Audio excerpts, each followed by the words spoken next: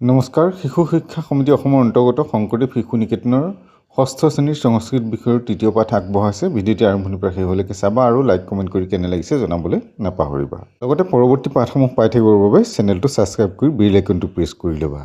তৃতীয় পাঠ ক্ৰিয়াপদ পৰিচয়। এই পাঠটোত কোনবোৰ ক্ৰিয়াপদ সেইবোৰ দেখুওৱা হৈছে আৰু একোটা বাক্য কৰি দিয়া হৈছে। অৰ্থাৎ ক্ৰিয়াপদ বুলি ক'লে গৈছে, আহিছে, কৰিছে, এনেকুৱা ধৰণৰ যিবোৰ শব্দ কাৰ্য চলি থকা বুজাই থাকে সেই শব্দবোৰকেই ক্ৰিয়াপদ বুলি কোৱা হয়। সংস্কৃতত কোৱা হৈছে ধাতুৰূপ, পথ ধাতু, গম ধাতু, যেনেকৈ পঠতি, গচ্ছতি, খাদতি, বদতি, হসতি, নৃত্যতি, এনেকুৱা ধৰণৰ পদবোৰ ক্ৰিয়াপদ।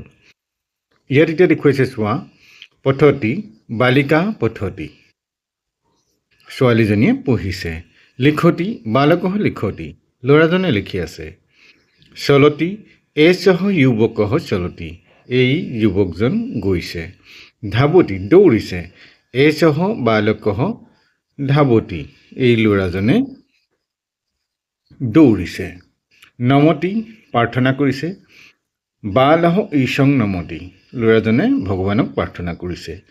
গায়তি, বালিকা গীতং গায়তি, ছোৱালীজনীয়ে গীত গাইছে। বাদয়তি, বাদকঃ সুৰজং বাদয়তি, বাদকজনে বা বাদ্যকাৰজনে তবলা বজাইছে। এষঃ বালকঃ কুদতি, এই কুদতি মানে হ'ল জঁপিওৱা, এই ল'ৰাজনে জঁপিয়াইছে। কিৰতি, খেলা। এষঃ বালকঃ কিৰতি, এই ল'ৰাজনে খেলিছে। নৃত্যতি, এষা বালিকা নৃত্যতি, এই ছোৱালীজনীয়ে নাচিছে। বালকঃ সুপিষ্টং খাদতি, খাদতি অৰ্থাৎ খোৱা, ল'ৰাজনে বিস্কুট খাইছে। পূজয়তি, পূজা কৰিছে। বালিকা গণেশং পূজয়তি, ছোৱালীজনীয়ে গণেশক পূজা কৰিছে। বদতি মানে কৈছে। বালিকা কৰ্ণে বদতি, ছোৱালীজনীয়ে কাণে কাণে কৈছে। পাঠয়তি, পঢ়াইছে। আচাৰ্যঃ পাঠয়তি, আচাৰ্যই পঢ়ুৱাইছে। পিবতি, পি খাইছে। বালকঃ দুগ্ধং পিবতি, ল'ৰাজনে গাখীৰ খাইছে।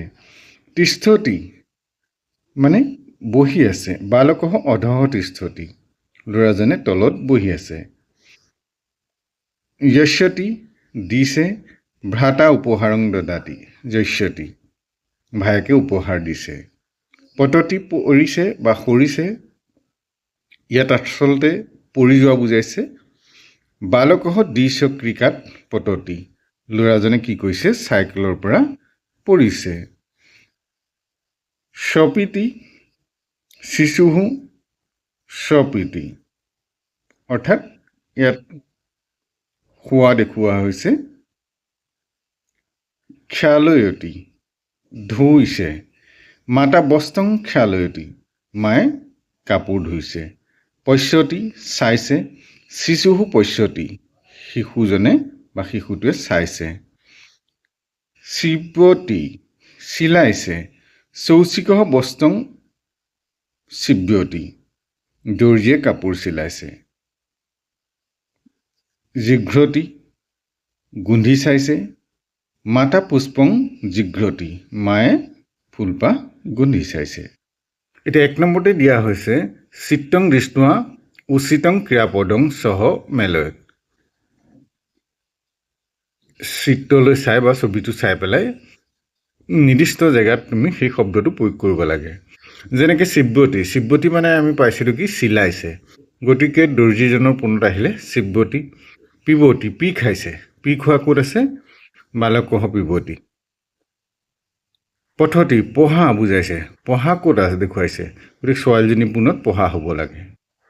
ক্ষালয়তি, ধুইছে। কোনে ধুইছে, ধোৱাৰ পোনত ক্ষালয়তি। এনেধৰণে শব্দখিনি ইয়াত মিলাবলৈ দিয়া হৈছে চিত্ৰৰ লগত। ৰুদিতি, কান্দিছে। কান্দি থকা কোন আছে তাৰ লগত মিলোৱা। গায়তি, গাইছে। গাই থকাজন ক'ত দেখুৱাইছে তাৰ লগত মিলাব লাগিব। নমতি, প্ৰাৰ্থনা কৰিছে। কোনে প্ৰাৰ্থনা কৰিছে দেখুওৱা। নৃত্যতি, নাচিছে। কুদতি, জঁপিয়াইছে। গতিকে এই শব্দখিনি অৰ্থ বুজিলে তোমালোকে চিত্ৰটোৰ লগত সেইটো মিলাব পাৰিবা।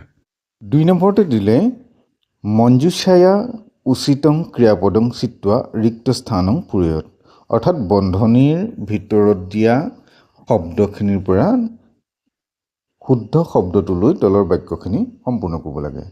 মাতা বস্তং খালয়তি শিশুহু স্বপ্ৰীতি আচাৰ্যঃ পাঠয়তি বাদকঃ সুৰজং বাদয়তি বালিকা কৰ্ণে বদতি বালকঃ দুগ্ধং পিবতি।